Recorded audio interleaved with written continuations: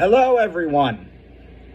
I have sunglasses on in the house because it is so sunny outside. I know you can't really see it from here, but it is.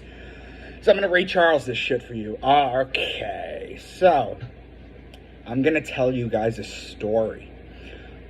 I told you we'd be talking about the Universe 25, and I wanted to explain that to you and see basically how it applies and all this stuff. So let's just jump right in. This isn't going to be a huge, long video, just a couple minutes. But the Universe 25 experiment is basically one of the most terrifying experiments in the history of science. Basically what it is through the behavior of a colony of mice, is an attempt by scientists to explain human societies. Now, we use animals for all sorts of stuff, minus what PETA comes out against. It's just rude to test on people, you know? But there's a lot of sociological things that we can learn. We can learn group behavior, pattern dynamics, things of that nature. The idea of Universe 25 came from the American scientist John Calhoun. Not that John Calhoun, but a different John Calhoun. He created an ideal world, basically, in which hundreds of mice would live and reproduce. Simple enough, right?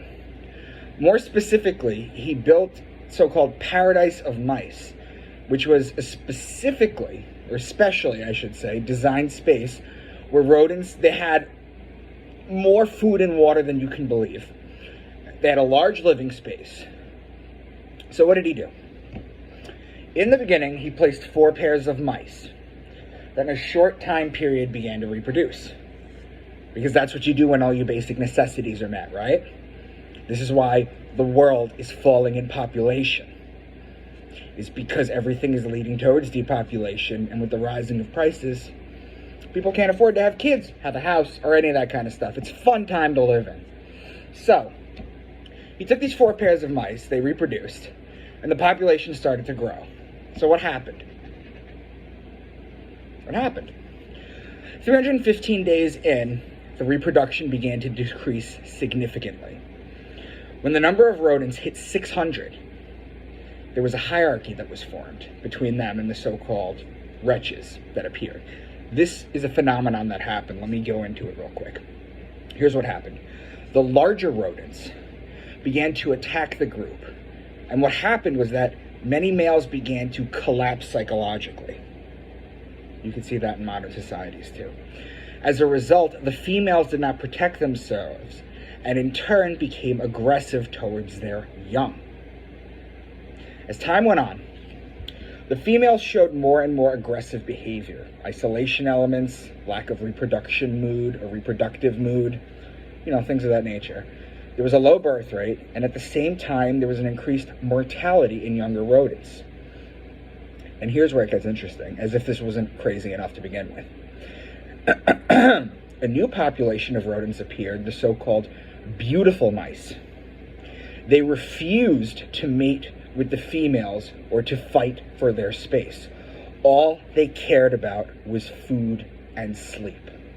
Now, at one point, beautiful males and isolated females made up the majority of the population. Now, according to Calhoun, the death phase consisted of 2 stages. The first death and the second death. The former was characterized by the loss of purpose in life beyond mere existence. No desire to mate, raise young, or establish a role in society, sort of things. Sound familiar? It should. So basically what happened at this point is as time went on, juvenile mortality reached 100% and reproduction reached 0. Right?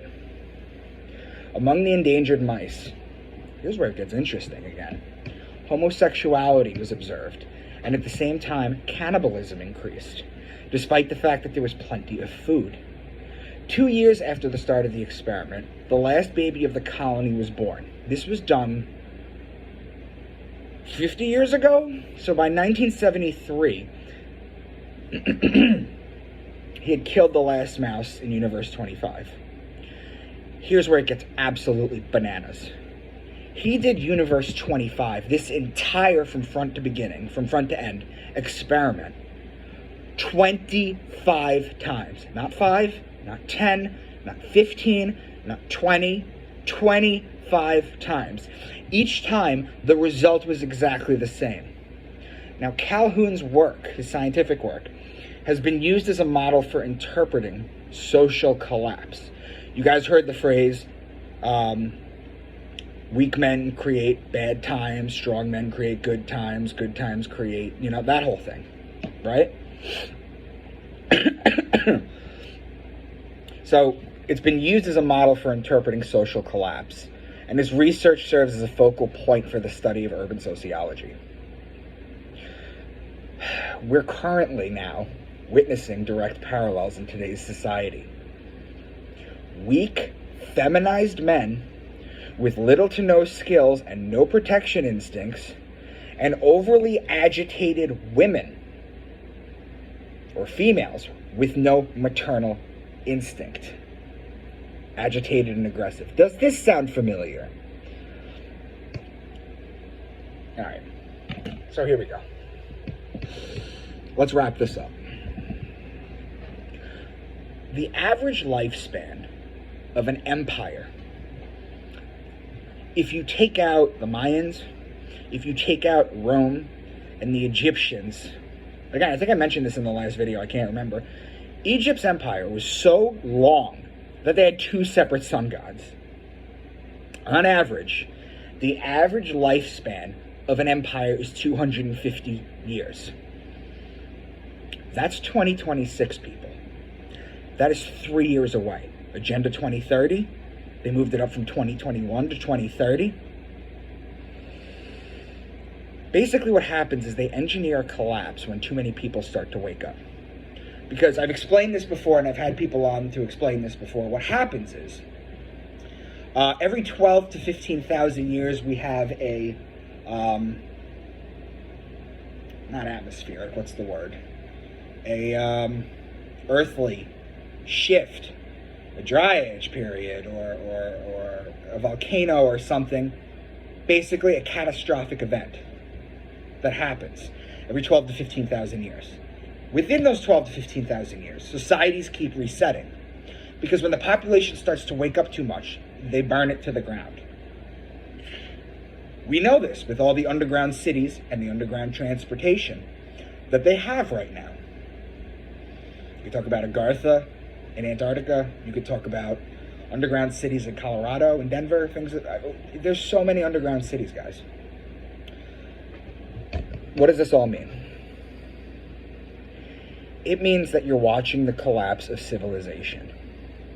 That's what it means. Now, I'm not a guru. I'm nobody's guru. I'm not going to put a time frame on it. All I'm going to tell you is that it takes about 250 years for an empire to collapse. If you consider America an empire, that's 2026. That'll be 250 years. It's a crazy time to be alive.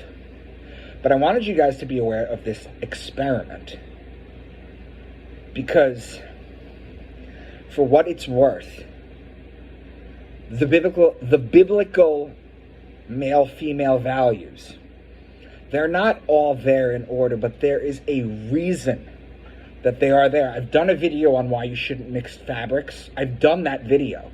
I've explained that a lot of the stuff that people find ridiculous in the Bible actually makes sense. It's the literal story. And all this gender confusion, all this sociological stuff, these are all distractions, guys. So be aware of this study. Let me know what you think in the comments. Share this, and I'll talk to you soon.